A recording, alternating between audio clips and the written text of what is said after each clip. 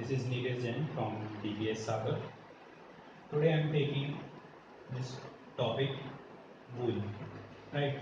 So in our previous class, we were studying about chapter number 3, Fiber to Fabric, class 7 Science. So in our previous class, we have completed some points regarding wool. उस class में हमने एक तो first point पढ़ा था कि कौन कौन से एनिमल्स वूल देते हैं।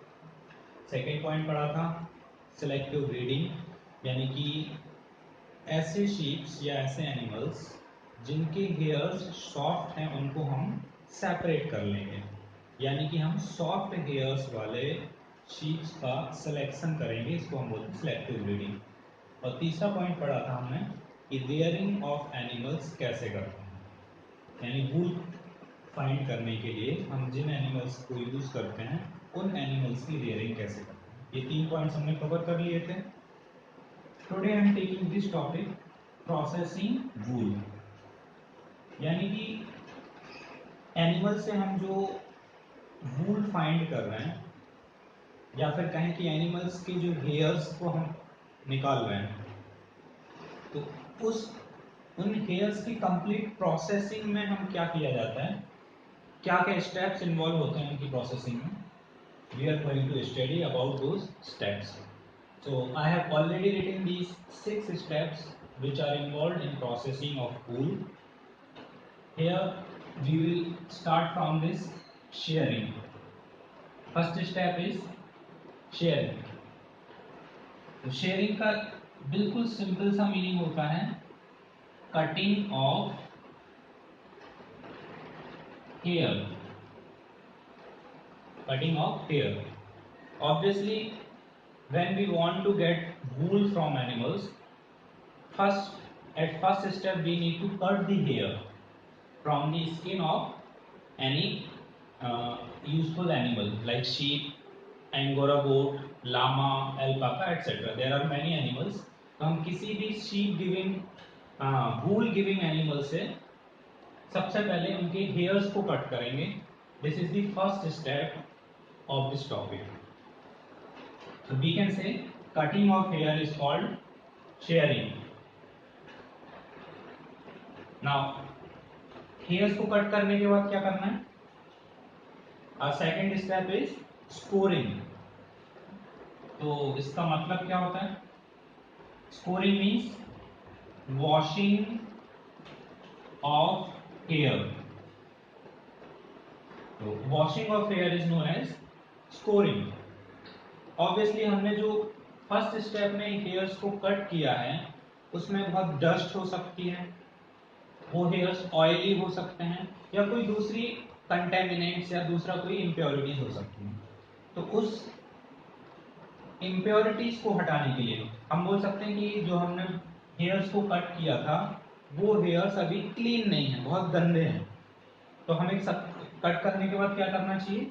Those hair should be washed properly. So on second step we will wash those hairs. So this is the second step. अभी वॉशिंग क्यों की जाती है?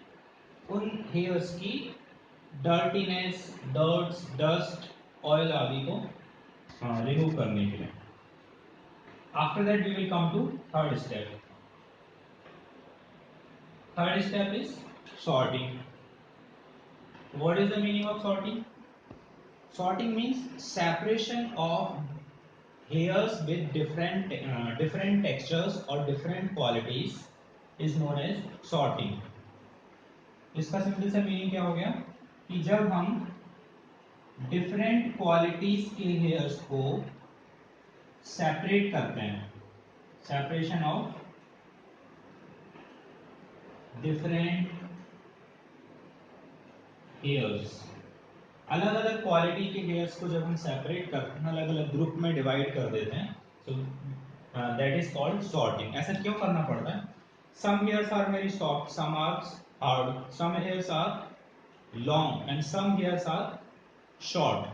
तो अलग अलग क्वालिटी के हेयर्स का हम ग्रुप बना देंगे, तो इस सेपरेशन को बोलते हैं हम sorting, right.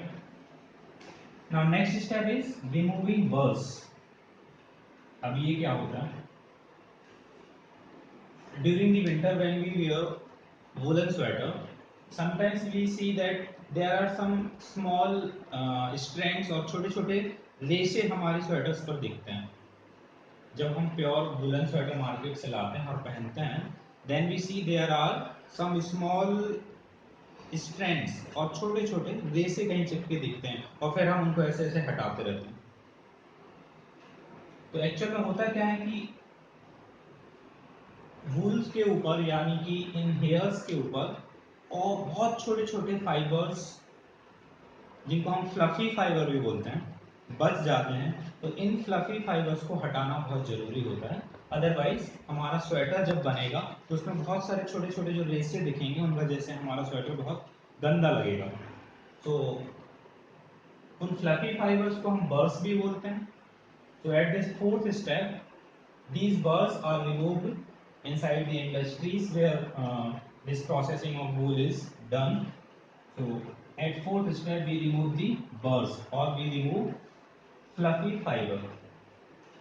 After removing the burrs or fluffy fiber, we come to fifth step, that is dye or dyeing. So what is this step about? At this step, all the hairs which we get from the sheep or any other animal, these hairs are dyed in different colors. जैसे हम बालों को die करते हैं या बालों को colour करते हैं, सेम उसी तरीके से शीप के हेयर्स को भी डिफरेंट कलर्स में डाई किया जाता है। क्योंकि किसी को रेड वूल चाहिए, किसी को ग्रीन वूल चाहिए, तो डिफरेंट कलर्स में हम उसको डाई कर देते हैं। क्योंकि शीप तो डिफरेंट एग्जैक्टली रेड या ग्रीन कलर में वूल्स देती नहीं है, but we want in those colors, so we need to dye those hairs. And after dyeing, last step is straightening. I'm writing it. Meaning of dyeing is coloring. And last step is straightening. In this step, all the hairs get straightened. Why? होता क्या है कि जो वूल और hairs हम sheep से find करते हैं, वो एक्चुअल में कर्ली टाइप के हो सकते हैं, या एग्जैक्ट कर्ली ना होकर कुछ कर्व शेप में हो सकते हैं। तो उस कर्ली और कर्व शेप को हमें कॉम्ब की हेल्प से स्ट्रेट करना होता है। क्योंकि जब हम उसको रोलिंग करेंगे या स्वेटर बनाने में यूज करेंगे, तो वो कर्लीनेस या फिर जो कर्व आ रहा है उसकी वजह से शेयर में स्वेटर्स में सॉरी वो हेयर ठीक से वीविंग नहीं हो पाती उनकी। तो प्रॉपर वीविंग और प्रॉपर स्वेटर बनाने के लिए हमारा वूल प्रॉपरली स्ट्रेट होना चाहिए। तो ये स्ट्रेट हम डिफरेंट मशीन से भी होता है और कॉम्ब की हेल्प से भी होता है। तो this is the last step जहां पर हमें उन हेयर्स को स्ट्रेट करना होता है। So these are the complete 6 steps which are involved in processing of wool. एक बात और मैं बताना चाहता हूँ कि हमने बहुत बार एक वर्ड का यूज किया है हेयर। तो कहीं कहीं पर बुक में इसके लिए एक डिफरेंट वर्ड मिल सकता है, दैट इज फ्लीस।